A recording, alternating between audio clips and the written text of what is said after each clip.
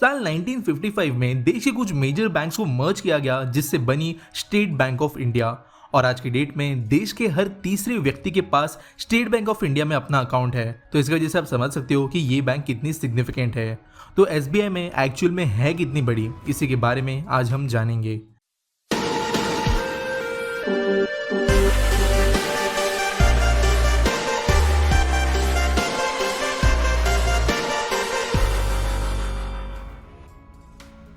पहले basic history जान लेते हैं कि स्टेट बैंक ऑफ इंडिया बनी कैसे। साल 1806 में एक बैंक इंडिया के अंदर स्थापित की गई थी कोलकाता साइड में, जिसका नाम था इंपीरियल बैंक ऑफ इंडिया।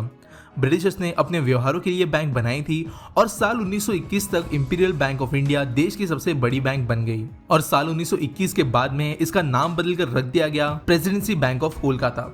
इसी समय पर मुंबई के अंदर भी एक प्रेसिडेंसी बैंक ऑलरेडी खुल चुकी थी और मद्रास के अंदर भी एक और प्रेसिडेंसी बैंक खुल चुकी थी जो अपने रिस्पेक्टफुल एरियाज के अंदर बिगेस्ट बैंक्स हुआ करती थी।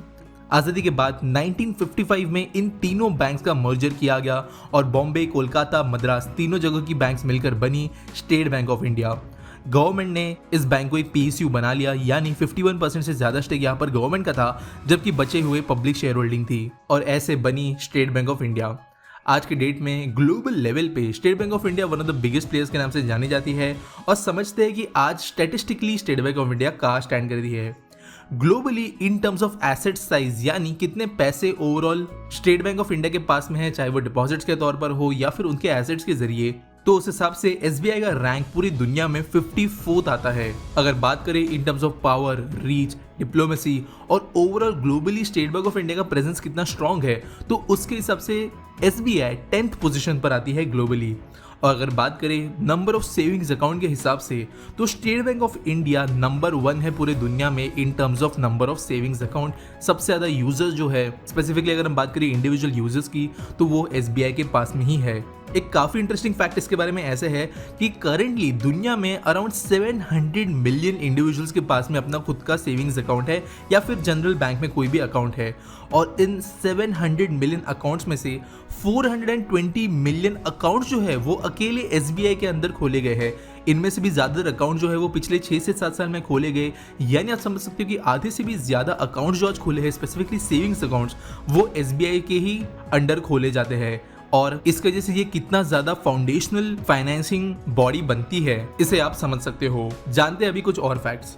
स्टेट बैंक ऑफ इंडिया के करंटली 22,000 फुल स्केल ब्रांचेस है, जहां पर लोन्स, अलग अलग investment option, savings account, current accounts, इन जैसे कई सारी चीजें आप कर सकते हो। इन 22,000 ब्रांचेस के अलावा टोटल 66,000 बीसी आउटलेट्स भी एसबीआई ने इंडिया के रूरल एरियाज में खोल रखे हैं। बीसी आउटलेट्स यानी बिजनेस कॉर्पोरेशन आउटलेट्स, और ग्रामीण भागों में एसबीआई के द्वारा छोटे कियोस्क, बहुत छोटे लेवल के ऐसे स्टोर्स या ब्रांचेस ओपन किए जाते हैं, जहां पर चाहे वो फार्म लोन्स हो, वहां के छोटे लोगों को ट्रैक्टर खरीदने के लिए, कुछ और छोटे मोटे चीजें करने के लिए कर्ज देना हो, उन्हें सेविंग्स अकाउंट और बैंकिंग फैसिलिटीज प्रोवाइड कराना हो। इन 66,000 रूरल ब्रांचेस में से एसबीआई ये सर्विसेज भारत के कोने कोने तक पहुंचाती है।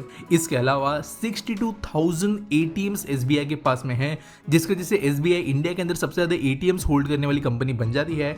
और ये सारी चीजें संभालने के लिए 2 लाख से ज्यादा एम्प्लॉयज है। दोस्तों, वैसे एसबीआई के एम्प्लॉयज को कई बार काफी अलग नजरिए से देखा जाता है, लेकिन करेंटली एसबीआई का जो बैंकिंग सिस्टम है ये इंडिया का सबसे ज़्यादा ओवरलोड हो चुका हुआ बैंकिंग सिस्टम है। और पर एम्प्लॉय से लेकर अगर आप नंबर ऑफ कस्टमर्स का रेशियो देखो तो वो एसबीआई में बहुत ज़्यादा है। प्राइवेट बैंक्स में ये आंकड़ा 1000 के भी नीचे होता है, लेकिन एसबीआई के अंदर ये आंकड़ा 1700-1800 तक भी पहुंच जाता है। और कुछ पर्टिकुलर अर्बन एरियाज में 10 से 15,000 के बीच में भी आंकड़ा चला जाता है, जिसके वजह से आप समझ सकते हो कि एसबीआई के एम्प्लॉयज पर भी काफी ज्यादा लोड होता है। इसके अलावा एसबीआई के इंटरनेशनली 233 ऑफिस है टोटल 31 कंट्रीज में, जहां से वो अपने इंटरनेशनल बैंकिंग फैसिलिटीज भी प्रोवाइड करते हैं। ट्रूली अगर आप दुनिया भर के सारे बैंक से एसबीआई को कंपेयर करो तो एसबीआई का डेटा देखने पर आपको एक चीज क्लियरली नजर आएगी कि एसबीआई बनी है एवरेज और कॉमन लोगों के लिए। और यहाँ पर जो जनरल अकाउंट्स होते हैं कंपैरेटिवली दुनिया के एवरेज से यहाँ पर सेविंग्स अकाउंट में पैसे बहुत कम होते हैं, क्योंकि rural, poor, middle class in जैसे लोगों के द्वारा भी यहाँ पर अकाउंट खोले जाते हैं। एसबीआई ने कभी भी बहुत ज्यादा हाई एंड बैंक बनने की कोशिश नहीं की है, जहाँ पर बहुत ज्यादा एक्सक्लूसिव चीजें प्रोवाइड करते हैं सिर्फ और सिर्फ बड़े कस्टमर्स को टारगेट करने की वो कोशिश करते हैं, जैसे प्राइवेट सेक्टर में होता है। लेकिन SBI फॉर एवरीवन के हिसाब से अपनी बैंकिंग चलाते आ रही है जब से ये बनी है। और ये सब होने के बावजूद हमारे देश के कई सारे प्रोजेक्ट्स के अंदर SBI सबसे बड़ी फाइनेंशियर है, और जो फाइनेंशियल पॉलिसीज देश के लिए बनती है उसके अंदर SBI को भी प्राइम स्टेज पर रखा जाता है। SBI इतनी बड़ी होने के बावजूद आज भी कुछ इनएफिशिएंसी के साथ में चलती है, उन्हें ठीक करने पर काम किया जा रहा है। ज्यादातर जो बैड लोन्स हमारे देश के अंदर दिए गए, जिनकी रिकवरी नहीं हो पा रही है, उनके अंदर SBI का भी कई सारा पैसा लगा हुआ था और करप्ट ऑफिशियल्स के वजह से ये लोन्स दिए गए, ऐसा भी आप कह सकते हो। लेकिन इन पर काम किया जा रहा है।